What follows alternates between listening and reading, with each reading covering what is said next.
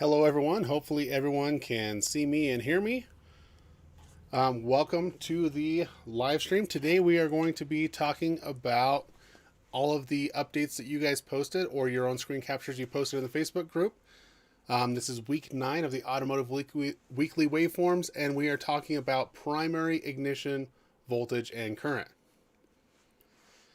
I will have to take a break in a few minutes because my cat ran outside when I let the dog in, and it's snowing outside. So in a couple minutes, I'll take a break and run and let the cat back in.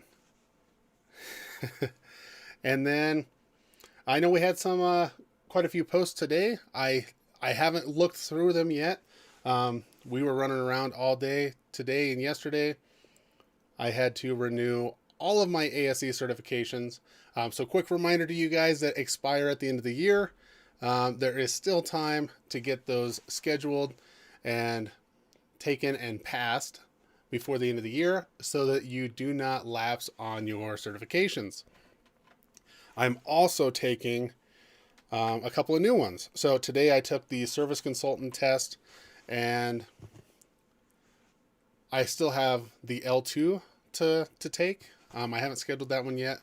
I'm a little nervous about that one because I haven't studied it, and I don't know how much of it is heavy duty specific. I know it says medium and heavy duty diesel. It's more the advanced diesel one. So you say you can't hear me? So hopefully I'll pass that one. And then I also forgot to register to renew my G1 because it's on a different page on the ASE website. So I have to purchase that one, and I'll take it at the same time. Hopefully they'll let me take both those in the same session. They didn't have a time frame big enough for me to take all of my tests at the same time. So I took one group last night, 5 last night, and then 5 today, I think, or 4 last night and 5 today. So you have none, Jason. Well, now is the time to go get some. Now, hopefully, with all the stuff that you've been doing in the shop and the little bit of electrical testing you've done, hopefully you can get some of them. The G1, I kind of like that one. It's the general automotive maintenance and repair. It was actually tougher than I expected it to be. I was thinking it'd be a really good one for entry-level mechanics and loop techs, but I do feel like they need a couple years of experience before taking that test, unless they study up on all of the different categories that test covers.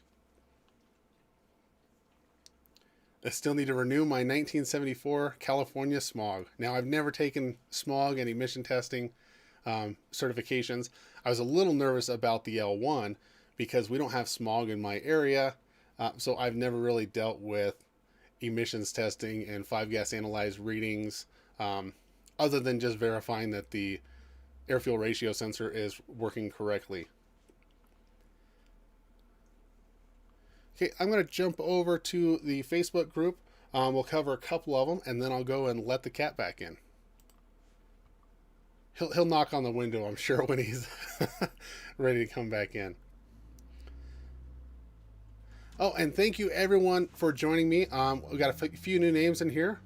We got Make Me Lab. Thanks for joining. I was watching your live stream earlier. Not getting as much work done as I needed to, but that's all right. I did have to go back to work and get my laptop because I forgot it. The first one I'm going to cover is one that Bob Newman posted 5 hours ago. So Bob Newman always does a great job with the annotations for his waveform using his own personal vehicle. Again, it's a 99 Chevy Cavalier LS 2.2 known good. So he was able to get a secondary with a current ramp. Now this is a waste spark system, and it was captured from the cylinder number 3 on the compression stroke. Now, one thing, we were working on the primary side this week, but that's okay, Bob. Close enough. The waveforms look almost identical. There's just a few variances. So you're already ready to go for next week. So here he has the amp clamp here in red, and we see the rise in current as that coil turns on. If we look at our secondary side, if we were looking at the primary side, we would see the voltage drop down to 0 or close to 0 as the computer activates that ignition coil, starts charging it up. we see the amperage slowly increase because there's a coil of windings inside of that coil. It acts as an inducer. It takes a little bit for that current to start going into that coil. That's why we typically see the ramp. And then I didn't have this on my capture, but a lot of you guys posted up waveforms with a current limiting section. Once the computer thinks that coil is saturated with a large enough magnetic field, enough energy is stored in there, it cuts back the voltage a little bit. So it makes, instead of being pulled down to ground, it may jump that up to 5 or 6 volts instead of all the way to ground, and it'll keep it charged up, but you'll see the current kind of level out. And then when the computer says, hey, it's time to fire, let's ignite that air fuel mixture that's in the cylinder, it lets go of it. We see a large inductive kick as that magnetic field collapses, and it kind of transfers that energy into the secondary coil, which is normally a lot more windings, a lot smaller wire, but we see like anywhere from a wide range, 50 to 100 times more windings on the secondary side, and we get that really large kick. Now we will see a kick in the primary side as that magnetic field collapses, but it's a lot greater in the secondary side. After that big spike is where we have our spark line. So it takes that much energy to get through the spark plug wire, through the rotor gap if we have a distributor-based system, and then it doesn't take as much energy to continue arcing across that spark plug. And then this point from here to here is the spark line, or the spark burn time, and then we have our spark KV here as well. So plenty of annotations in here, and they all look correct. We have our dwell section here, spark line here, firing line, and then we have oscillations left after the spark burnout. And if you are missing the oscillations on your waveform and you have another coil on that vehicle, it might be a good idea to test another coil, because we typically see the oscillations. If we're not seeing the oscillations, then there may be something wrong. And thank you, Bart, for the super chat. I appreciate it. Yeah. You know, if we weren't spending time doing this, we'd probably be watching TV. So, so I'm just glad to have a way of interacting with all you guys and learning at the same time, because I'm learning a lot as I go along with this, because I don't always study the waveforms and the terminology. I kind of glance at them and I know what to look for, and then if I see something irregular, then I dig a little bit deeper. But you guys are forcing me to try to make sure that my terminology is correct. Jira's posting one on he has two of them. One on a Tacoma, cylinder number 5, and then the second two are from a BMW Z3 with a shorted ignition coil. The primary ignition sink is on the number 6 coil. So we'll look at the Toyota first. So we have ignition primary on this one. Now, what are we working on here? Cylinder 5, Tacoma. So is this a 3.4 liter engine? I'm guessing it is, since it doesn't have a smart coil. Anything later than that will have a smart coil. So we have the primary voltage here. We have our current up here. So here's our turn on point. Gets pulled down close to ground. Current is rising. And then in this picture, we don't really see the oscillations, but that could just be the zoom level.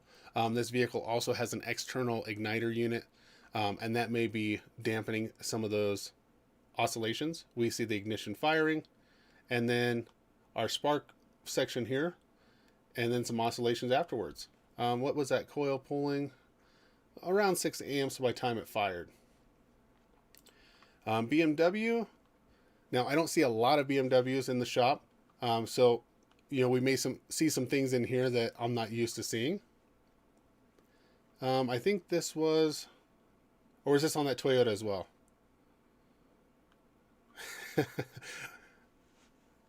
Arthur says he would be sleeping if this wasn't on. This might be the BMW, but we're not seeing an inductive kick very high on this cylinder here. Am I still on the same one? Oh, it might still be on that Toyota with the waste fire system, so we won't see a big spike at times, depending. Let me go to the next one. This is probably the BMW. BMW is normally going to run a multi-strike ignition system. That's what we're seeing here.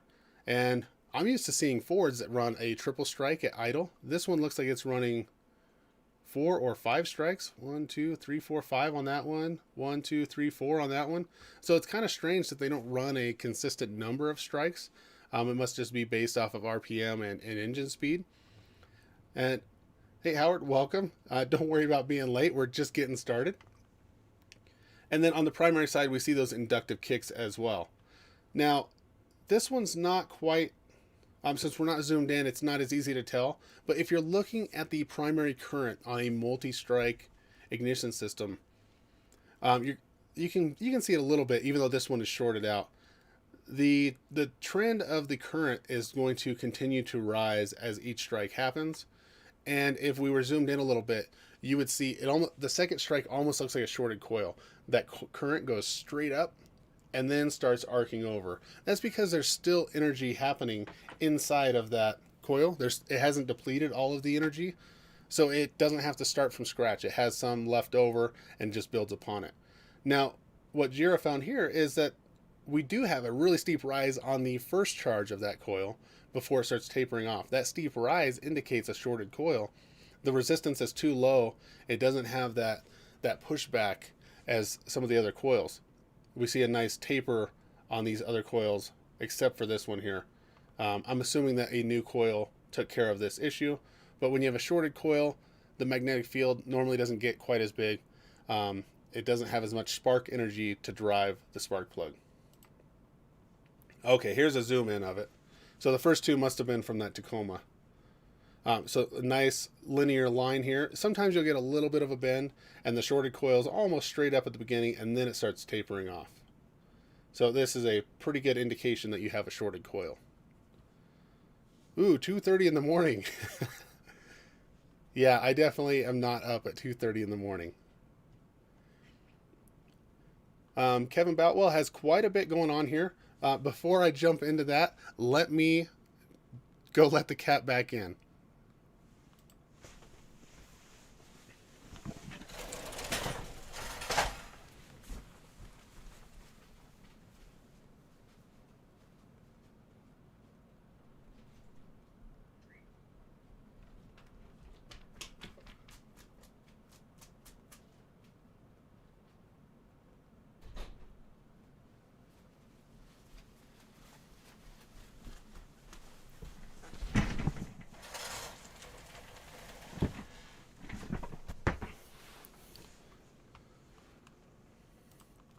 Well, the cat didn't come back in, but the dog went back out, so he can, they can keep each other warm out there. You know, he just snuck out past me on the door. I wasn't trying to let him out because of the storm we're having. So Kevin has a 1988 Ford Bronco. Now, we had quite a few guys using distributor-based systems. That's what I used in my example. Those are always the easiest to get a primary ignition capture from, because I don't know if there's any that I know of distributor-based systems that use an intelligent coil with the igniter built in. They're almost all externally controlled. So 1988 Ford Bronco with a 5.8 liter engine, brought in for a crank no start issue. He could hear the fuel pump when he turned the key on, so he went straight for spark and found nothing being delivered. So he grabbed the scope on the rope to test for power, which it had. Now, is this an actual scope on the rope, or is this like a power probe or test light? Which it did have. So the next thing to do was grab the real money scope and get a few, after a few connections, get some captures. Found a few things wrong on the first crank. We have, oh, there's a lot more to this story. We have red, the amp clamp on the ignition power. Yellow is the ignition primary control from the EC, the engine computer. Green is from the ignition module, PIP, profile ignition pickup. Just to be certain, the coil was getting a crank trigger from the distributor. First thing that screamed at me was ignition coil amperage jumping straight high, big indication of the secondary winding of the coil being shorted. Needs a new ignition coil. Second, I noticed that the PIP signal is slightly lower in voltage than what I'm used to seeing. But I can't condemn it yet. Maybe it's from the coil being shorted, causing the voltage to drop low. Installed new coil, still in crank no start. This time I know the module's bad. not only from the voltage being low, but I noticed that it did some weird double ignition strike as I tried to fire the engine. So new module it is. So finally, new coil, new ignition module. We have ignition, engine's running, not at its best, but we can see in the primary waveform, there's a few other things to diagnose. And he says an EGR valve for the fix. For this week's waveform, I thought this would be a good one to see, especially since Doug Wilson also happened to have a post on a 92 Chevy having weird double strike ignition scenario. So this was a Ford versus Chevy candidate. Thanks for reading. So thank you, Kevin. Lots of information, doesn't leave anything out, so we know what we're looking at. Even labels it in the picture because you know that I can't remember what I read 5 minutes ago. And did it come back? Or is it still blurry? You might have to refresh the screen. Hopefully the storm doesn't knock out our internet. So red is the ignition coil amperage. So we see a immediate jump in the amperage. It jumps up to about 7 amps, but maybe that's all the ignition control module can handle. So definitely a shorted coil. We don't see a rise at all. Green was the pip signal, and then yellow is ignition coil primary. It tries to pull it to ground for a split second and then can't. So it goes into current limiting almost immediately, and it holds it about 6 volts. So no good. Here's a zoom in of that. Now, would this be a shorted primary winding or secondary winding, since it's on the primary side? I don't have a lot of experience with the old coils, but I'm thinking primary side would be the short. And then pit module peak voltage is at 8.45 volts. And system voltage while cranking was 10 volts. So this is with the new coil.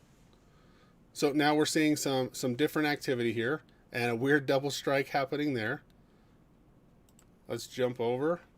So now zoomed in, we see a taper on the ignition coil. We're no longer jumping straight up. We're not completely shorted.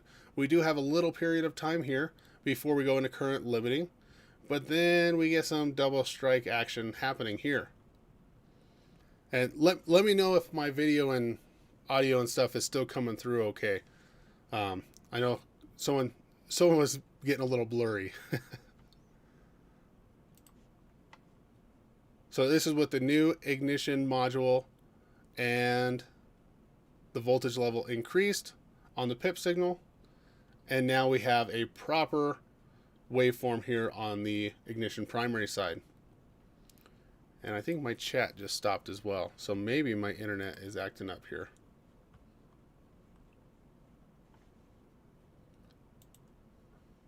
Jason says we're still good. Okay.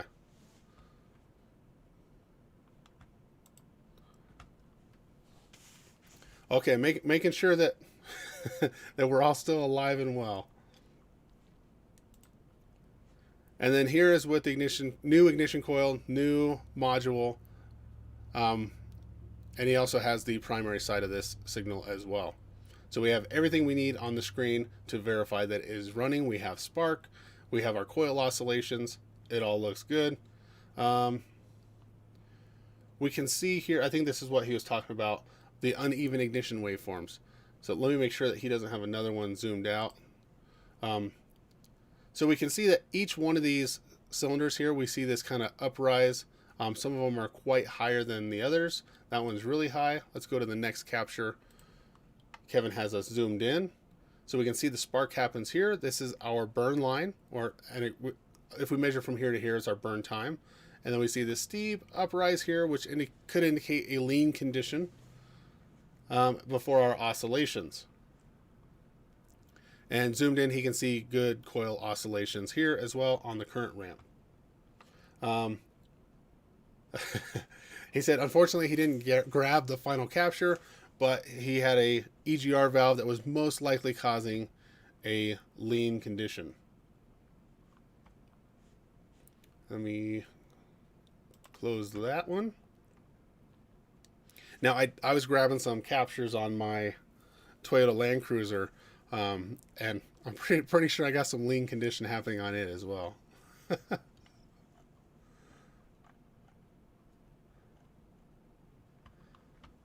So Justin Porter has one here. He doesn't say what it's on. I don't see any notes on here, but he has one with a shorted coil. So we have our turn on here for the coil. We see the current goes almost straight up, and then it kind of fluctuates around a little bit. We do have an inductive kick, but it's only, it could be mixing with this blue line, but it looks like about 140 volts. Typically, we're going to see an inductive kick over 200 volts. But we got an issue with that coil there. I really like vehicles that have multiple coils because you always have another coil on the vehicle to compare it to. David has a Nissan Frontier 2002 with a 2.4 liter engine. You know, I don't ever see the 4-cylinder Frontiers in my area. I don't know if it's because I'm a higher altitude and they just don't have enough power, but they're always the V6. So looking at the waveform here, it looks like, actually I'm not sure, 2.4, that shouldn't have a distributor. Oh, he shows us where he's testing at. It does have a distributor. So he's testing at the distributor. So it has ignition coil that's shared between all cylinders. It's just strange that we have a very, very small amperage hump right here and a weak spark. I'll have to read the notes and see if there's an issue that he demonstrated. So we see our turn on here. Nice coil ramp. We have inductive kick here. Burn line. Could be a little bit lean, depending on how big that hump actually is at the end. And this is probably a different cylinder or a different firing mark. Taper up. And this could be why I don't have this one. He must be overseas, potentially. I see more of the USB autoscope users from outside the US than inside the US, but I just don't remember seeing this particular engine in the Nissans. I'll have to read the notes real quick and see if there's any other comments. There's not, so I'm guessing that this could have been a control issue on why we're not seeing that coil charge up on that particular cylinder like it does on the other ones. Close that one out. David, if you're in here, tell us what you found to fix this one. So Angel Garcia, we have a 2008 or 2012 Escape. Don't know which one exactly. Didn't mark the year. Coworker was doing a tune-up on it. Had a burnt coil on number 6. Asked him to take a look at it. Common failure on those 3-liter Fords. Now, if I would do a tune-up on one of these and it's cylinder 1, 2, or 3 behind the intake, minimum, okay. We have missing coil current ramps right here. We have a sync on number 1, firing order 142536, and we're not getting that double strike action. Let me see if I'm making sure there's no other details. Sorry, my dog's barking outside at people that don't exist. But yeah, I was just kind of surprised to see only a double strike on this one instead of the triple strike, but maybe that's normal. I know the Triton, the V8s, they typically do a triple strike at idle. But anytime, now it's also missing, okay, it shut off the injector. That's what threw me off, as I saw the missing pulse on both the injector and the ignition. It shuts off the injector. The PCM says, hey, we have an issue. We need to cut off the fuel, prevent the cylinder from getting washed out, and prevent the catalytic converter from getting destroyed. So Angel did a new ignition coil fix this one. And then we have this other one here. Okay, this is the after. Confirmed fix. New plugs, coils, and PCM. Okay. I'm buffering a bit. Yeah, the storm could be acting up the internet, making the internet act up. So hopefully we can get through this. So everything looks good afterwards. Everything is running properly. And this was one, he said it's either 2008 or a 2012 Ford Escape with a 3-liter. They ran that engine for quite a few years.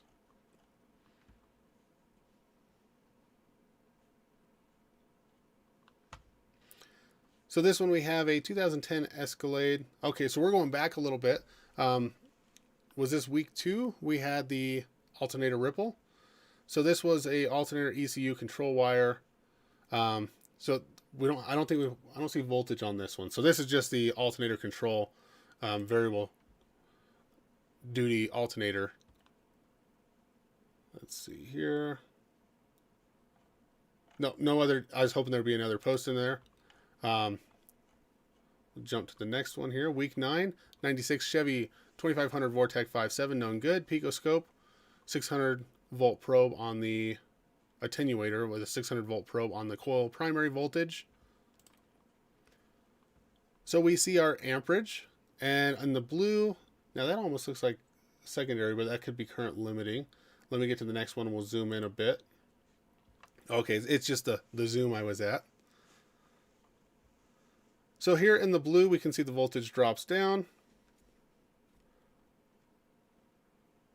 Our coil is charging up. We hit the current limiting section here. Now it still looks like secondary to me. But it says that it's not. Right here, the PCM lets up a little bit for the current limiting. And then the computer says fire, it fires. We have our nice signal here. I mean, that looks pretty typical. I didn't notice anything wrong with that one. So he's going from the ignition coil driver on the right side of the engine, and he's measuring it at the ignition coil. So these ones didn't have the ignition module inside the distributor like the early Vortex had. This one has a ignition control module mounted on the side of the plastic intake on this little metal bracket, and they have it external. And then instead of adjusting the distributor for your spark timing and everything, you have to plug in the computer and go in there and look at your cam sensor retard, because it just has a cam position sensor in the distributor, and it'll still run fine basing everything off the crank sensor until you get about 15 degrees out of whack, and then sometimes you can have some surging issues. But special test to go into to set the distributor on these ones. So I have not seen this test lead. So it must have an attenuator built in. I'm guessing it has the BNC Plus connector. So when you plug it into the new Picoscope, it automatically identifies it. But he has it going through this piercing probe at the ignition coil to pick up that wire. So that's kind of a cool probe. I haven't seen that one yet. But I'm still running a 4423, so I don't have the new stuff. John Webb has a 2003 Tacoma V6. Was as close as I could get. Triton D8. His Modus is still out for repairs. Channel 1 is connected to the igniter control going to ignition 3 coil. Grounded to the motor. Channel 2 is a low amp clamp around the same wire at the igniter. So we have the Triton 2-channel lab scope from Snap-on. We have our turn on section. We have our amperage, and then it fires, and this will repeat. Now we see a little bit of noise here, a little bit of noise here. Now this is a waste fire system. It uses 3 coil-on plugs, but they have an extra secondary lead on top with a plug wire going to the other side of the engine. So half the engine is coil-on plug, the other half is using a plug wire. And then it has an igniter bolted onto the passenger side fender that uses low-level logic inputs from the PCM. I think they're around 5 volts. And then it has the control for the coil to run the high current. So you're not running the high current through the computer. And he is hooked up here. So one thing, and the signal may have been kind of funky, but one other thing you can do whenever you have the igniter set up is, I can't remember which wire it is, and this is zoomed out a little bit for me. You can hook to the ground wire on this igniter, and if you hook on that ground wire, you will see the amperage for all 3 ignition coils, and then you can tie into the primary side of one, so that way you can compare all the amperages together and you still have your sync signal. I do a lot of Toyota 3.4 work. It's one of my favorite engines from Toyota, but I haven't made the switch to anything new enough that has the 4-liter, and we don't see hardly any issues with the 4-liter. So Doug Wilson, and we may jump around a little bit in Doug's post because he posted several captures from his couple of different project vehicles that he's working on that had issues. So we'll start with this one. This was a 88 Ford F350 with a big block 7.5 liter. And give me 1 second here.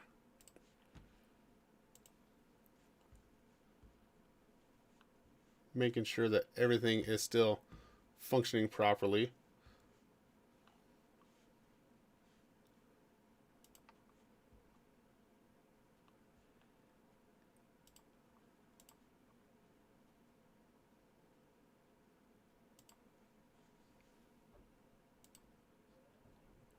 Actually, now my dog's banging on the window. So hopefully that means that the cat is ready to come inside as well.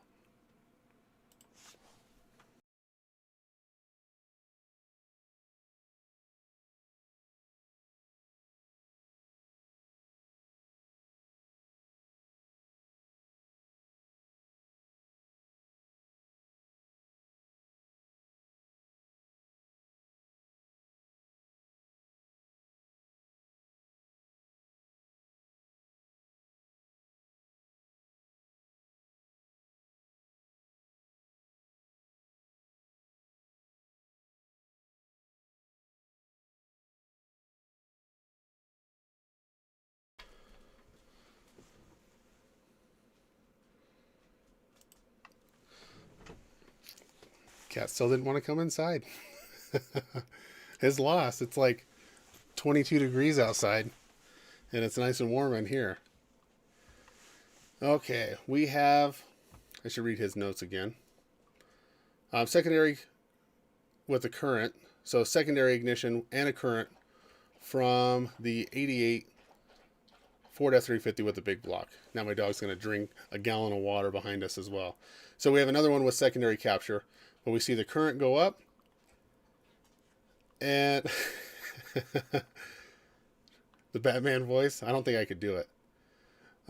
We see current limiting happening here, and then the firing. Since we're looking at the secondary, this waveform pattern looks a little bit different than what we'd see on the primary. Spark, nose at the end of the spark, and then our coil oscillations. And we have a couple cylinders. We got coil oscillations there. And I think this might be the one, it might have been the Chevy that Doug posted up some more information on.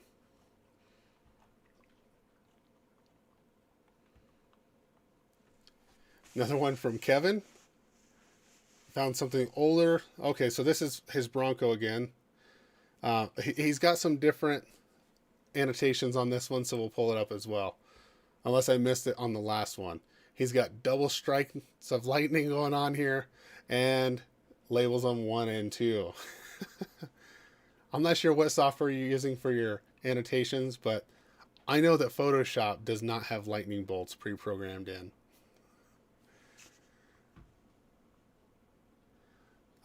Randall has one on a 2009 Corvette C6 using the U-scope.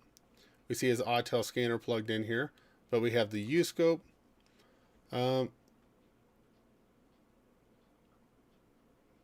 Now, I'm not sure on this one.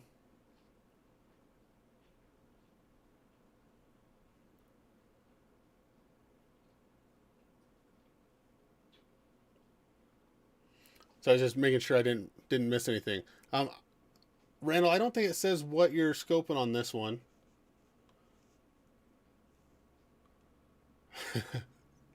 But at least he got to use the scope. That's all that matters. He was planning on getting a capture of the distributor as soon as he got the engine in, but the service advisor let the customer know, and they had to have this one right in.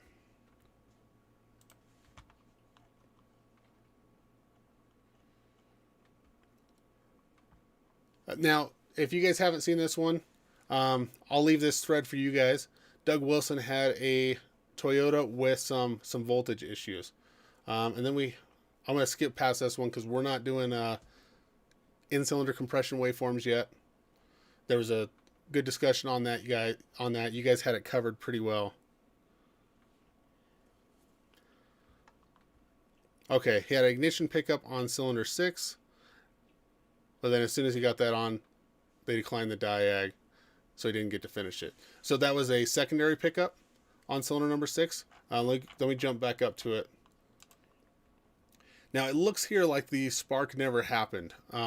We have a jump up here in voltage, but then this long trail coming off of here typically is an indication that the spark never was able to jump the gap anywhere. It's just staying in the spark plug wire, so it doesn't ever deplete. It slowly tapers off. So I'm not sure if that's what's happening there.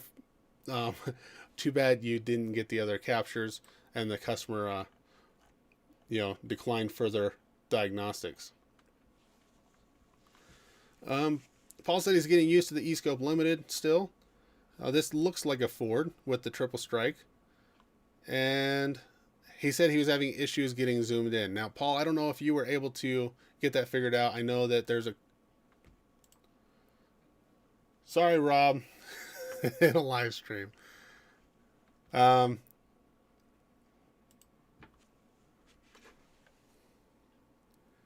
It's trying to notify me over and over again.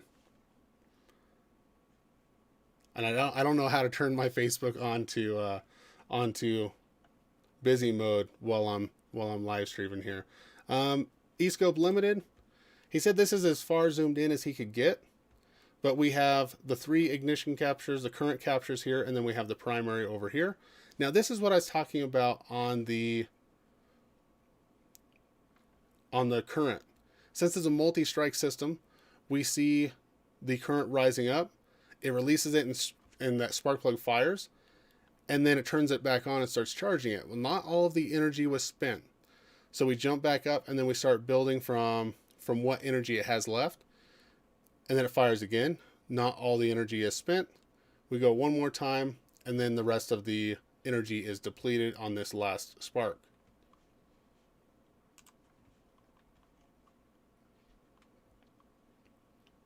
Doug Wilson, okay, this is his voltage drop. We'll cover these waveforms a little bit. He had, actually it's the next section. This was after his repair. The original captures, unless those were up top, if I get back down to them, then we'll cover them. He had a Camry with some voltage drop issues.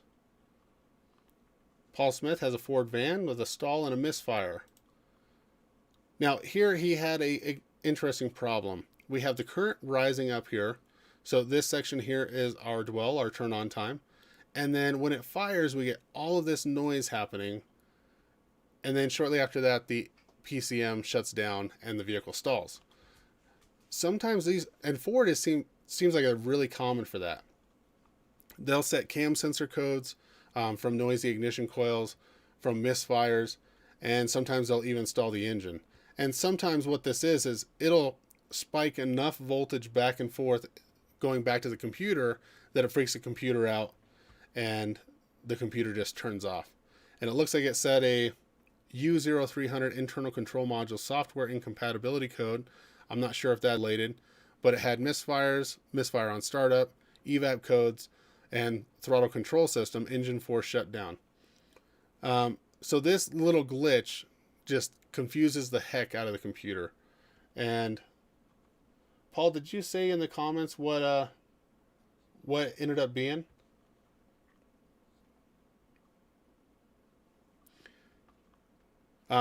I mentioned in the notes that I normally see this with the carbon track or whenever the spark plug wells are full of coolant, and that spark has a different place that it can go instead of inside the cylinder, so we don't get the typical waveform. So let us know if that's what was causing it.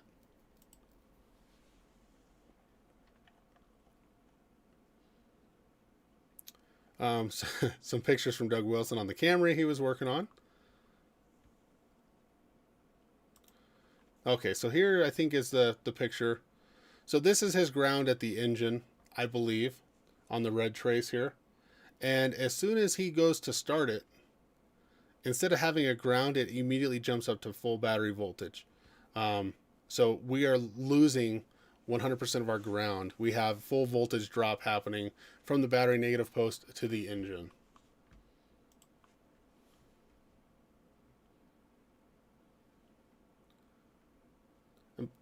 Paul said hasn't tracked down if the coils were the fix or if it was something else. Doug Wilson also posted up a Ford Fusion cam and crank. That was week number, is that week 8? We did cam and crank sensor. We have a triple Hall effect. We have Hall effect on cam and both cam sensors and the crank sensor on that one. And then he has this blue trace as ignition coil sync for cylinder number 1.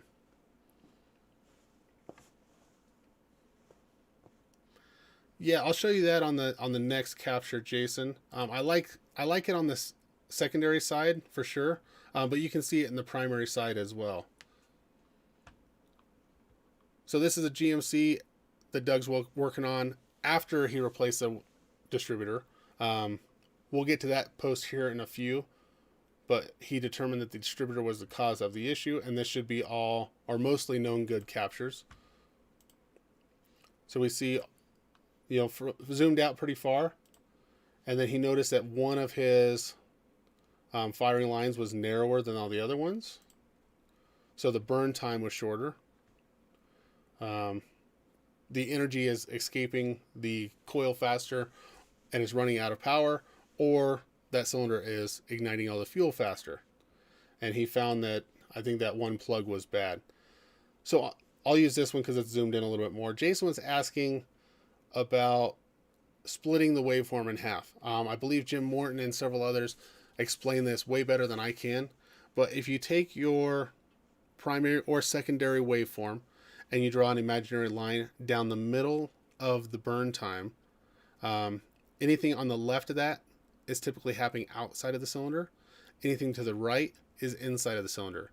Now our spikes up here, if we were looking at the secondary, we would be able to measure like how much energy it took to jump the rotor gap if it's a distributor based system, and then how much it took to jump the spark plug gap, and then it drops down here. And that's where I get a little confused because I'm already inside the cylinder after that point. But it works pretty well if you just think of the second half of this waveform as what's happening inside the cylinder. So if you see a lot of hash and noise, and it happens every single rotation of the engine, sometimes you'll get like a little bump like this, which is normal. You'll always see anomalies in the waveform. But if you see a lot of stuff going on, or this rises way up dramatically, then that's typically stuff that's happening inside of the cylinder, whether that's a lean running condition, or you have a leaking valve and you have turbulence in the cylinder. A lot of that can be seen on the second half of that. So if you see a lot of noise happening really, really fast at the first part, then it's typically outside of the cylinder and it's carbon track, or in the Fords, the coolant in the spark plug tubes. Oil in the spark plug tubes doesn't always cause it, but it can swell up the boot, and then you no longer have that good seal, and then it can spark its way out. Oil it's got some trace elements in it of metal, so it can conduct electricity, but not nearly as well as the antifreeze can. And here was Doug Wilson's original post where he was getting multiple strikes happening at the wrong time. It wasn't sparking anywhere where it needed to be sparking. It was jumping all over the place. And it was almost like a multi-strike is what he has put right here. Multi-strike right there, incorrect timing, and control failure. And this was a somewhat new distributor, I believe, that was defective. And then here was some more of his Toyota Camry with the voltage drop happening every time he turned the ignition key on, going up to full battery voltage. He said to get it in the shop, he hooked a jumper cable from the negative terminal of the battery to the engine ground. So it's a lot easier to work on the vehicle when it's inside the shop. So if that's what it takes to get it in the shop, and you don't have to take all the other guys to help you push the vehicle, then that's the easiest way to do it. So we have a 2013 Dodge Caravan 3.6. And I noticed this on a Jeep I was working on, which was a 15, that they still are running traditional coil unplug setup. They are not a smart coil. They're a 2-wire coil. P0302, he has primary and secondary of the coil number 2. So this one here looks like, okay, we have primary voltage and current. So nice coil ramp. The control looks good. The voltage control looks good. We have spark. We have the spark burn time here, which seems kind of long. And then it drops back down. Our burn time is almost as long as the dwell. Most vehicles I see anywhere from, I would say 3 milliseconds to 6 milliseconds of dwell time. And then the burn time is typically 1.2 up to 2 milliseconds of burn time. I rarely, if I saw that, I would think that there's an issue on why that burn time is so long, unless the dwell is just really short.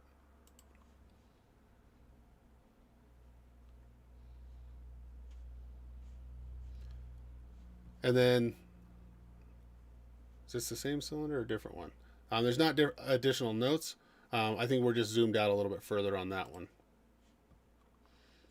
Oh, and we have a video of it running. I don't see any major hiccups or glitches, but we can see that the burn time does change a little bit.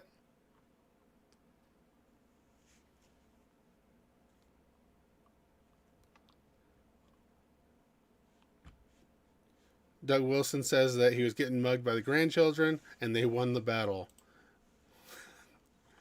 They taking your cell phone?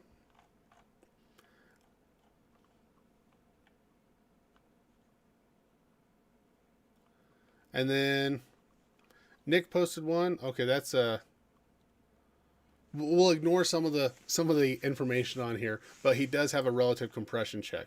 And I think relative is in blue. No, which one's our relative? It's probably this yellow one here. I can't read the what cylinder we're on, but we have a low cylinder here on his relative compression check. The next one shows a little bit higher current. That is sometimes typical when you have a low one. Sometimes you're followed by a high one, especially he's not AC coupled, but and he has a pattern chart here, and he's also using some pulse sensors. We're going to cover pulse sensors, but we're not quite there yet.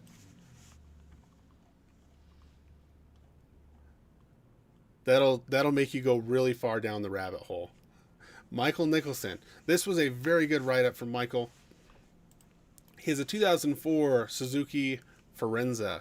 And if you guys don't know Michael Nicholson, he has been making the pulse sensors or delta sensors for a very long time. I remember seeing his name in the Auto Nerds forum back when I joined in 2013. Been helping out the community for a very long time. So if you guys are in the market for a pulse sensor, you can send him a message on Facebook. He has a Suzuki Farenza, I believe that was running rough. No plates, has a 3-day trip permit in the window. Customer just purchased it. Has a random misfire code, a catalytic converter code, a evap code, and a oxygen sensor low voltage code. Addressing the most obvious portion of the customer complaint, so he thought that the ignition would be the best place to start. So it probably had a miss at all times.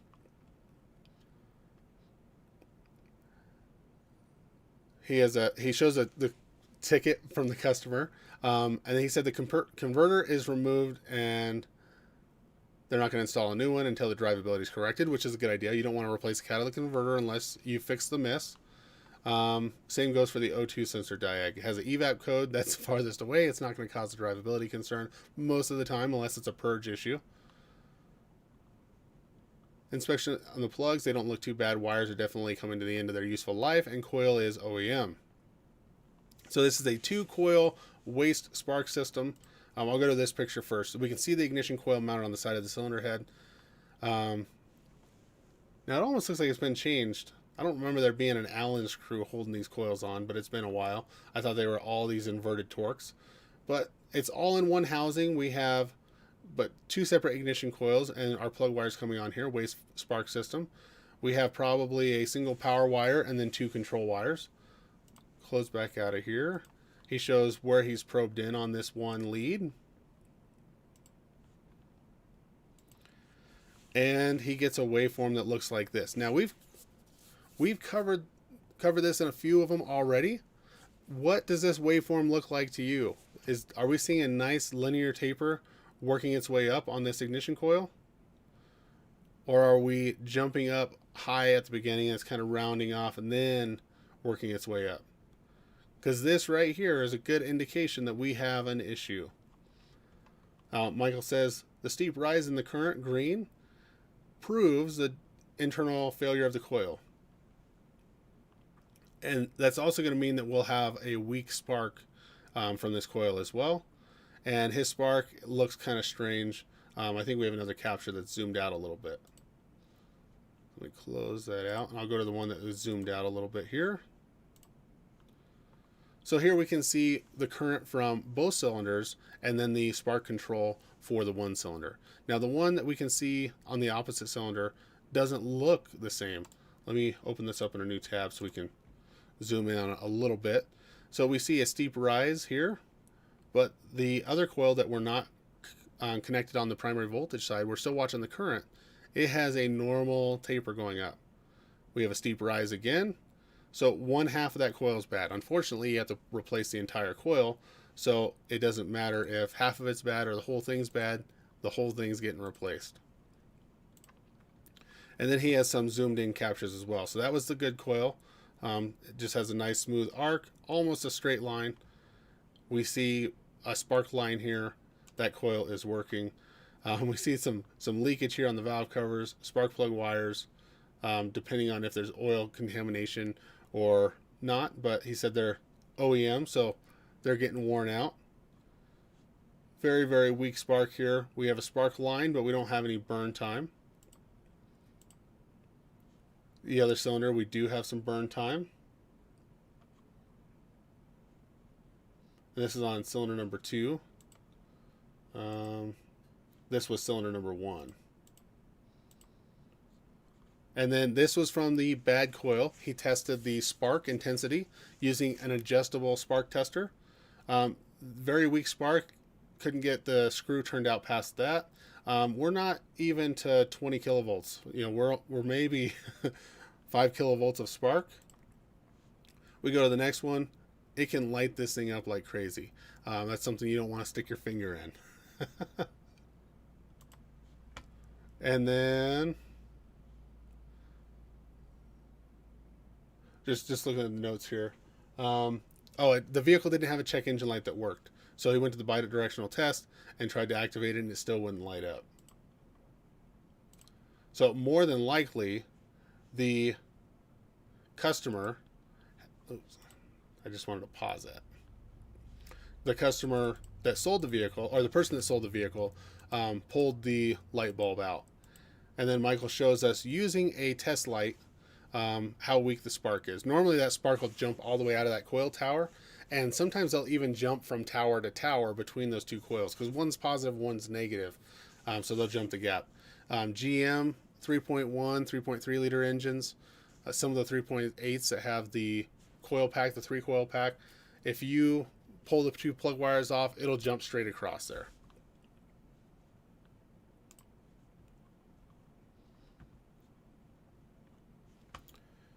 And then we jump over here again. I'm just making sure the chat's working because you guys are being awfully quiet. We don't have as many people in here today as we did in previous weeks either. But I know Make Me Lab was live earlier, and he was having some issues with chat as well. Several people said that the chat was just freezing up on him. And then if you guys haven't read this thread, Michael Nicholson posted some pictures of different types of waveforms that he found, I think in All Data, under a Mitsubishi 3000 GT or something. But they have all different types of images and what the burn line looks like and what the typical cause is. So that's a pretty good read. I think that was Doug Wilson explaining the snap-on scope. Jason Chavez has his 2005, not his, probably customers. Jason drives a Subaru.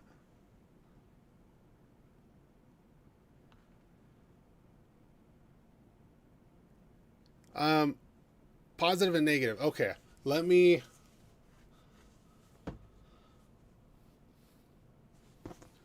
I'm I'm hearing something. Oh, my furnace is on. Give me 1 second here. I was trying to keep down the background noise.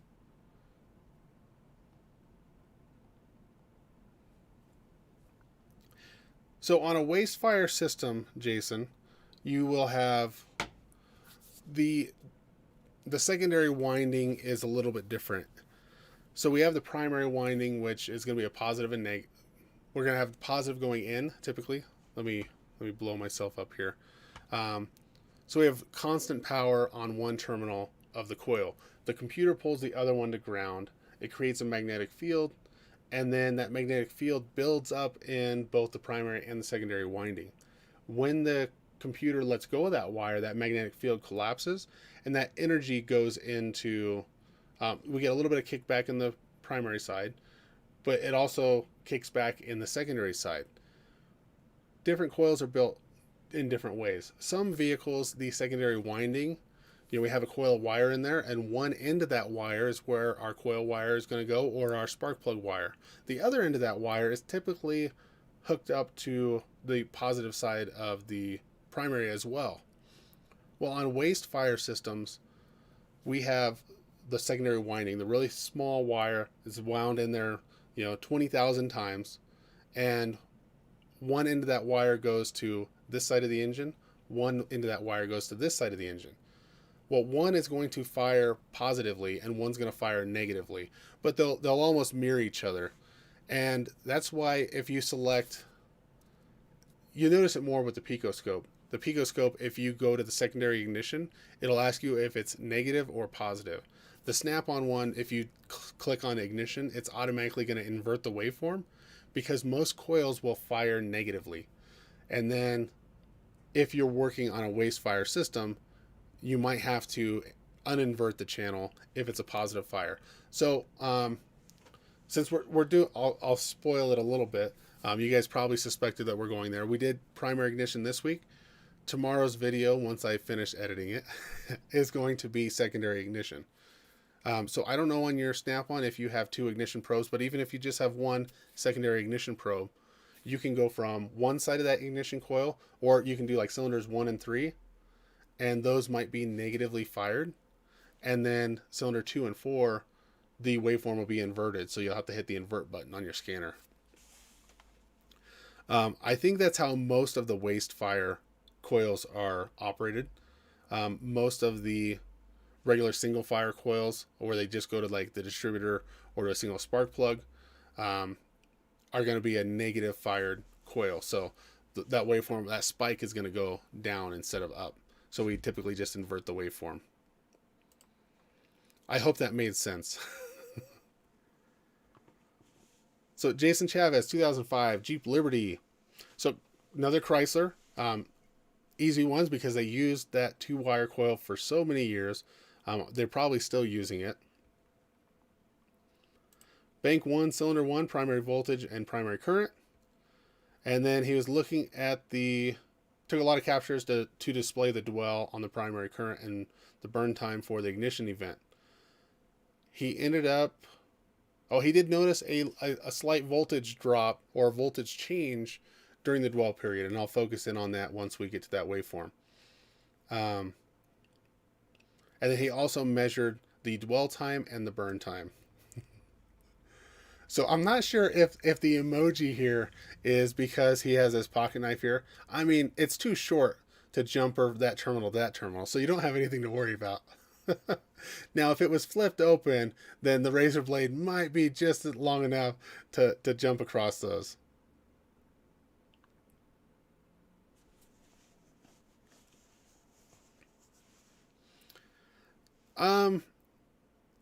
On the GM 2-post coils, if we leave the wires off, the spark will be traveling between each other.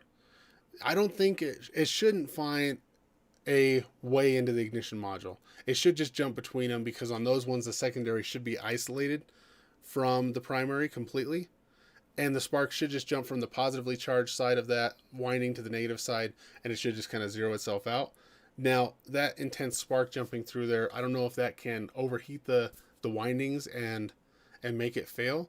I think it used to be in the service information to actually test it that way.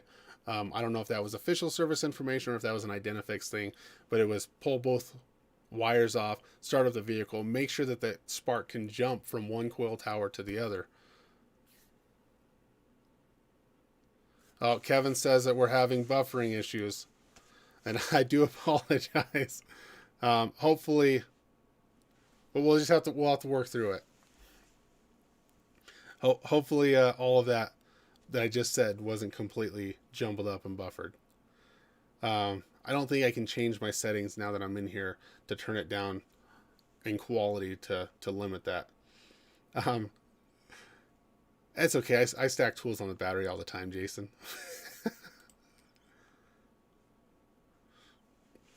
Doug says that you should refresh the page.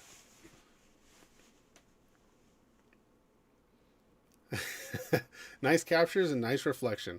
Okay, so we have our ignition primary current ramping up. We have the control here. Jason has a couple of measurements on here. I don't know if he added annotations to this one or not, but he is measuring the dwell time.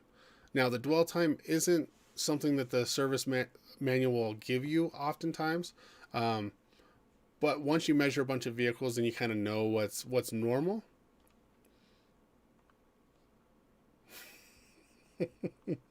And it gives you an idea when you have an issue. So this one he has measured right at 3 milliseconds. And that one he took another snapshot just to let us know that he is wearing his glasses this time. He is ready for work, ready for business. So we're still got the dwell measured here. We can see our spark line hidden behind his cursor, and we have our burn time over here. And then, let me see here. Oh, I think some of these were just different zoom levels. So you can see what they look like zoomed in and zoomed out. This one's zoomed out a little bit more. We can see a little bit of noise here where another ignition coil fired.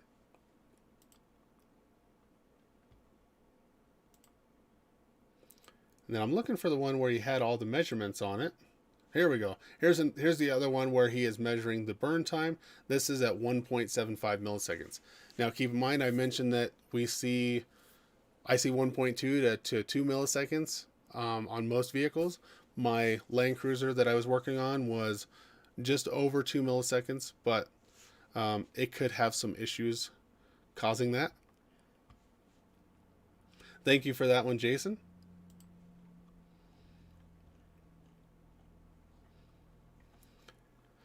And then Howard was having some issues on this one. If you guys are having issues getting the right capture, don't be afraid to post it in the group. We'll work together as a team to get you squared away. I believe that there's another one posted down below in the comments. Oops. Where he got it to work.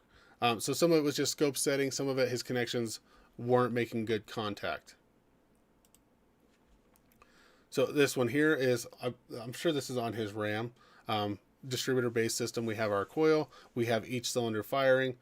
Distributor-based systems are great for looking at ignition waveforms because you can, if you're hooked up to the primary side of that ignition coil and even one secondary on that ignition coil, you can look at the entire engine.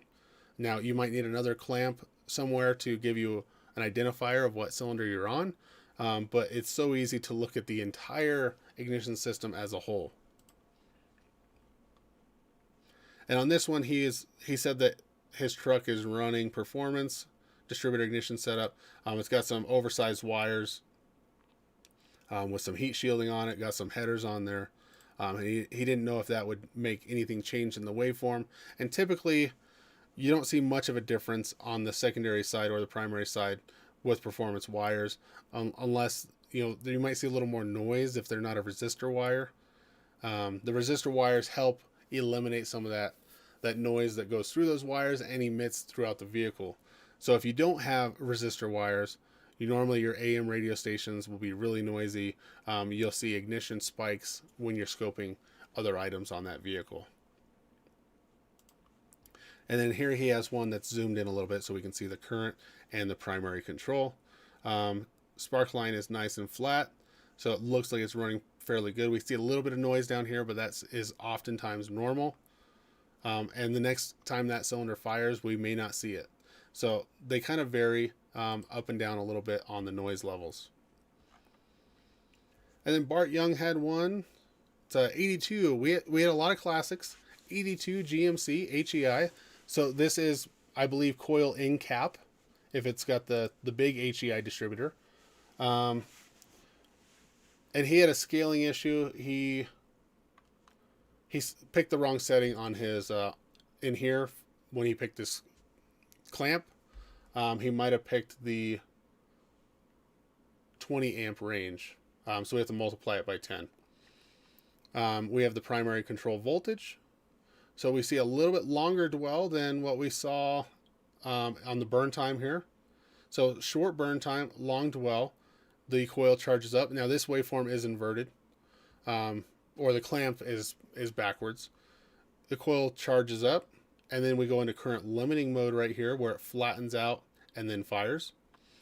And I just rarely see current limiting mode, and I was just amazed at how many captures we have that include the current limiting mode. Thank you, Bart, for that one. Oh, and this one here is where was our measurement? We're at negative 0.5584 amps. So if we multiply by 10 and invert it, then we were at 5.8 amps, or just under 6 amps on this ignition coil, which seems to be pretty common for most of the vehicles when they go into current limiting mode. Thanks for joining us, Kevin. Sorry that you ended up with the blurry version of us. And go spend some time with the kiddos. Thank you for this one, Bart. Let me see if you had another picture in here. I can't remember if you inverted it or not. No, but he said he's still waiting for the Facebook group called Rochester Quadrajet Practical Rejetting and Float Setting. I can tell you that I am not good with carburetors. I don't like them. I don't have the knowledge. My dad builds carburetors still, and I see him over there. He just rips it apart, throws all the parts in the bucket, and puts it in the carb dip, pulls them all out, blows everything apart, puts everything back together, and he's epoxying things. And I have no idea. I don't get into carburetors. The only thing that I really have worked on the carburetor on is my dirt bike, and that's been a few years, which it needs done again because it's been sitting. Here's one that I'll go over this one as well. One that I took on a Nissan. I put some notes on this one just so that we could see everything that I was trying to explain in the video, just in case I missed some stuff or you guys didn't watch the video. This is a Nissan 3-liter engine. It's a 92 Nissan pickup. It has a distributor-based system with a single ignition coil. We are running about 4 amps, no current limiting on this one. It did have a misfire present in this capture. And the cylinder over here looks a little bit different than all the other ones. So I think I might zoom in on this later on. But this one has a uprising slope the entire time. All the other ones kind of go down. That one has a little bit of an upslope on it. And this one, I had a sync channel on here as well. I just hit it for the waveform. And if this view looks a little bit different than what you guys are used to seeing, for this picture, I turned the scope into the dual view or dual scope, so I could separate these completely and still get all my measurements. So here's a zoom in on that one. We have the dwell time, 3.6 milliseconds. Our burn time is 1.5 milliseconds. We have an uprising slope. And you notice that it starts rising more after the midpoint of that waveform, like Jason was mentioning. If we split that waveform in half, second side of that is in cylinder. First half is outside of the cylinder. So we have the voltage is rising during this waveform capture, and that could indicate a lean condition. And then it takes a second to go to full resolution here. And I might need to adjust it on the left side here. So this waveform took me entirely too long to make. But this is just each cylinder firing as it goes across. And each time that cylinder number 1 fires, you can see that we have a slightly different pattern. Most of them are pretty flat. and cylinder number 1 has this kind of uprise in the end. I should have slowed this down a little bit, but then it looked, I don't know. I tried to pick a speed that you could see the difference happening and we weren't stuck on one for too long.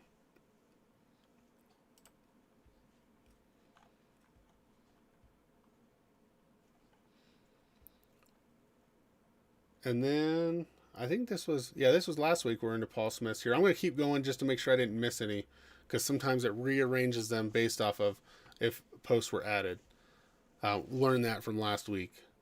So this is Doug Wilson's 92 Chevy again. He changed the zoom a little bit a few times here to show us his double strike here. Let me put this back up. He had an extra strike in the ignition system. You can see sometimes it drops out. Our current waveform down here at the bottom is a mess. No consistency at all. Typically, when you're idling, you'll have a nice consistent waveform.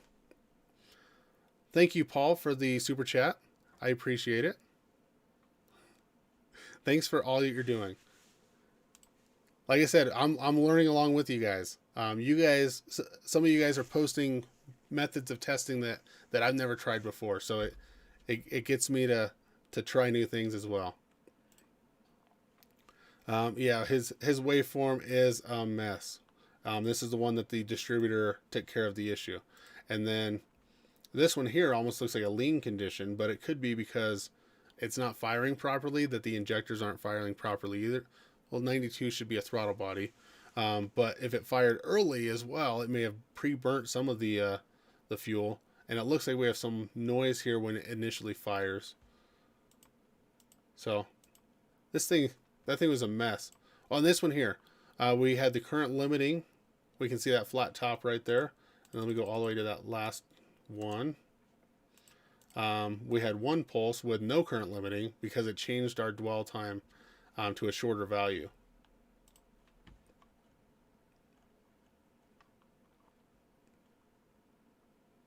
I think that's the same vehicle. Oh, and here Doug Wilson added the ignition pickup, or the control side. And we can see that double trigger going to the igniter or the ignition control module to tell it to spark. And I'm not sure if that's coming from inside the distributor, if that's coming from the distributor pickup or not. And then if you guys are using the eScope Limited, he has the file here. And I think that software is free if you want to analyze that waveform using that scope. And then we have Jonathan Milbury, Pico Boot. Now, I haven't seen Pico in the chat tonight, but he's using the Vantage Pro. Now, if you guys have a Vantage Pro laying around the shop, a lot of shops own this scope back in the late 90s. Or I would not late 90s, late 90s maybe, mid 2000s. I'm not exactly sure when this came out. Mine's updated to 2010, so I know that it's at least 10 years old. But this was a very capable scope.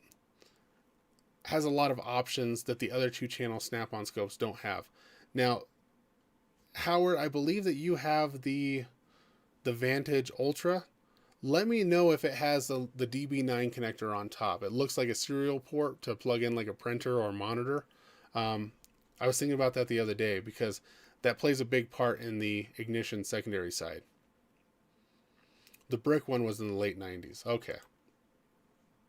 So we see our current, we see our voltage down here, we see our burn time, and the refresh rate on this scope is probably a little bit lower, or it leaves a little bit, it's almost like a raster image or superimposed where all the images stack on top of each other. So we can see a slight change in the waveform as each ignition event happens. The screen doesn't black out fast enough to take those away, which is kind of cool because you can see if one cylinder stands out amongst the other ones. So this was 2012 Hyundai Santa Fe 3.5. This is the adapter I was talking about, Howard. So see if your scope has that plug-in on top of it. to where you could use this scope lead. I don't think it does. I'm just curious because the old Vantage has it. Peekaboo's playing hide and seek today. Daryl, are you still in here? Daryl might know. He may have left already. But this lead set is something that works really good on the Virus and the Zeus. Any generation, even the older Modus and the Vantage Pro, like Pico is using here, has the plug-in for that RPM pickup. Daryl says no DV9 connector. Okay. I was just curious when I grabbed the Vantage Pro yesterday and it had it. And the master himself of ignition waveforms, Jim Morton, also commented that this tool, the Ferret 950 lab scope adapter, does a great job as well for looking at ignition, I believe secondary. Snap-on has one called the SIA 2000. I believe it was made by Sun. And it's so you can look at multiple cylinders on a single channel of, I guess I can't blow that up anymore, on a single channel of your lab scope. So you don't have to use multiple channels to look at multiple cylinders when it's not a distributor-based system. So the coil on plug systems especially. I will cover that tool that I have because I don't have this tool, but I think this one, they don't make it anymore, but there's still some available if you look on eBay.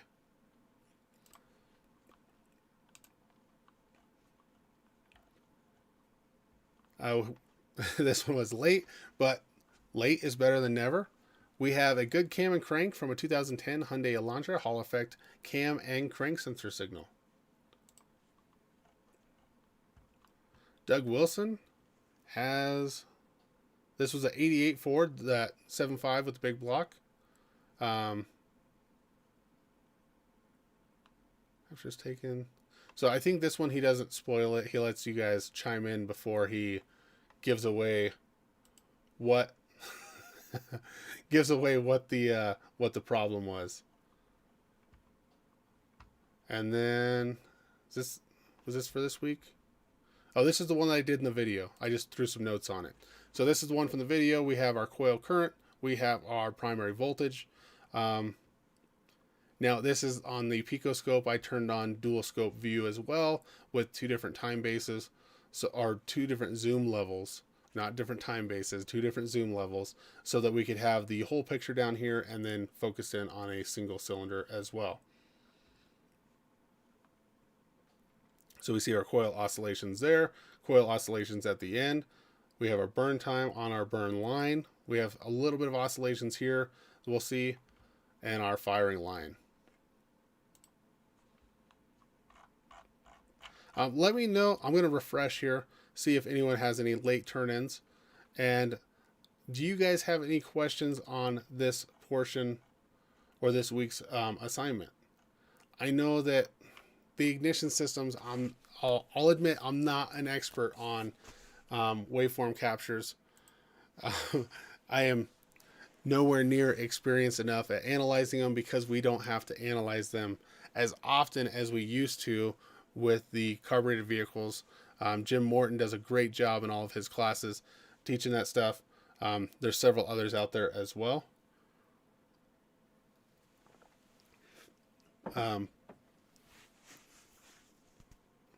Bart says he has a spark plug mixer for an old PDA scope. Don't think I can adapt it to another scope. Yeah, we have one. We have the distributorless ignition adapter for our counselor scope, but it uses a round, like 20-pin connector to connect it to the scope. So I don't think I can adapt that one either. The SIA 2000 from Snap-on is priced way too high, and there's not enough vehicles that you can use it on nowadays, since almost everything's coil on plug. It makes it a little impractical to use.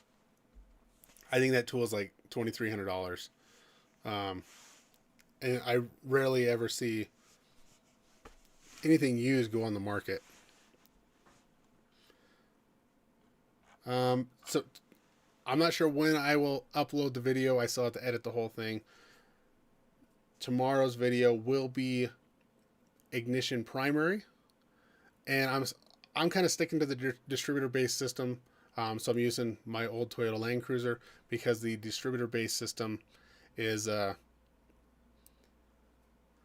think it's easiest to see it on, and I think it's still important to learn distributor based systems in case something comes in. Toyota's used it up until 95, used a distributor. Some of their cars, I think the 4-cylinder vehicles used it until 97, maybe. A lot of other vehicles, Chevy included, used it all the way up until the LS engine switchover.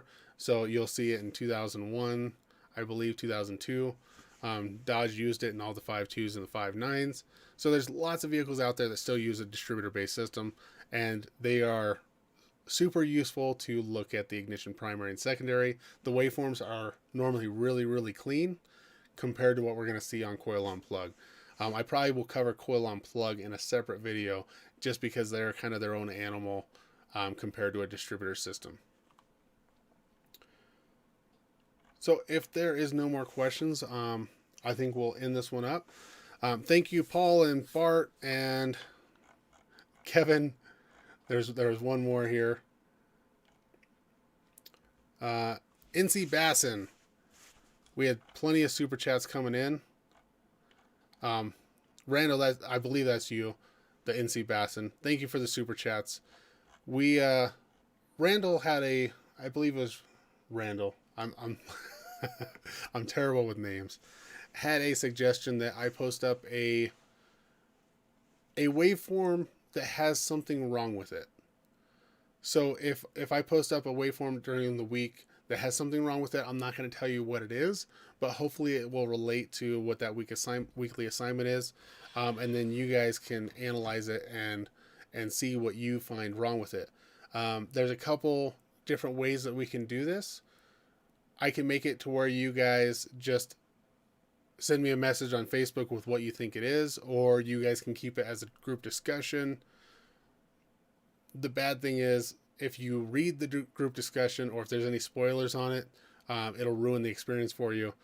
You won't get to analyze it yourself. So if we do post those waveforms, if I post those up, then maybe I can add them to a unit where the comments won't be visible right away, and you guys can look at the picture before reading the comments, and then you can look at it and see what you think, and then jump to the comments, because there's probably going to be a spoiler in there.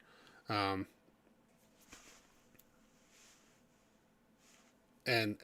it'll ruin the experience. If you look at it and you're like, I'm really not sure, then maybe kind of skim through the waveform and read, even if there is an answer of what it is, read through some of the other posts to see how people got that far. Yeah, Paul Smith as well for the super chat. Appreciate that. Paul Smith says, FYI, in the John Thornton misfire class, he said good spec for primary ignition was 250 volts to 400 volts. So I'm assuming that's on the inductive kick. Yeah, I think earlier said anything over 200. But John Thornton probably has a lot more experience than me when it comes to ignition. So that'll be a good one. Doug Wilson recommended a file. So yeah, thanks George for coming out. I'll see you next week, and hopefully you can catch the video tomorrow once I get it edited and uploaded. So yeah, I'll post a picture of the waveform, and I'll also include the file of whatever I pick. I'll probably have to go get another capture of a known bad waveform for this week. So I'm not sure if that'll get uploaded tomorrow. It might get up on Monday. But at least it'll give you guys time to watch the video on the ignition secondary and then get my waveform posted up. And then I may go back and post some known bad waveforms and their file in some of the previous weeks as well, just so that they stay organized and we have that retroactive file in those other units. Yeah, on the peak. What else is there? I think that's it. I know my I don't think I choked up as much this week on some of the posts as normal. I'm kind of surprised because I spent the last 2 days worrying about taking my ASE test and being busy at the shop getting minimal sleep. I do want to mention to you guys that my foot was hurting today. So I'm healing up from a foot injury from a few weeks ago, but I noticed that one of my other toes was hurting today, and then I remembered that because my foot was hurting last week, I was wearing not appropriate footwear in the shop, and I was welding, and a piece of welding slag went between two of my toes, and I had a nice, good-sized blister that is really, really hurting today. So note to self, do not wear vented shoes while welding. I don't know if you guys have ever had that happen to you, but when a piece of welding slag, or I was using the MIG, so it wasn't slag, but a ball of hot molten steel lands between two of your toes, you don't want to be that guy because you can't get your shoe and sock off fast enough for it to make a difference. You just got to wait until the smell goes away. You tried the renewal app for your ASE, but it won't let me register. I think they were just commenting on this in one of the Facebook groups. If your stuff is expired within the last year, it automatically gives you the first year up front. And then in order to keep that, then you can keep going. But if they're expired more than a year, then you can't register with it. You have to go in and take the test. Bob Newman, thanks for joining us. And thanks for your notes on your capture. So if you have one ASE that is more than 1 year expired, I don't think you can do the renewal app. Honestly, I like going in person, once every 5 years, and just normally I take them all at once, and it's just like a 4-hour period. They book you for 6 hours, but you get some of them done early, and you can skip the tutorial on the computer. But they wouldn't let me take all of mine at one period because they didn't have a time block open long enough before the end of the year. Everyone's probably trying to get their certifications done before the end of the year. So I took 3 hours worth of testing, or a 3-hour block yesterday, a 3-hour block today, and then I'll probably take another, I guess it'll be a 4-hour block next weekend, because the L2, the advanced diesel one, is a 3-hour test period. So that has me a little nervous. You got 85 Merc with a V8 coming in for a misfire next week.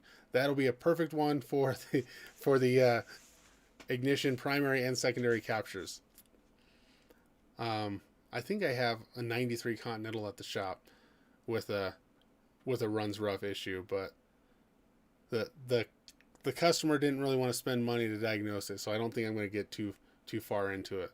We're going to call and confirm that he actually wants to go further before putting money in his car. We can't scan it because someone cut off the data link connector, and I'm not going to waste time fixing it if he doesn't want to spend some money.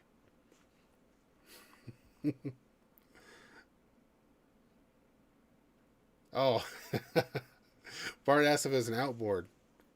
Oh, or is that a Mercedes? The 1985 Mercedes V8. That could be what it is. Hot splatter in your earwax is bad. Yeah. I did make sure to put safety glasses on. I put my welding jacket on, my safety glasses on, and welding helmet, and it went right in my shoe. Okay. Now that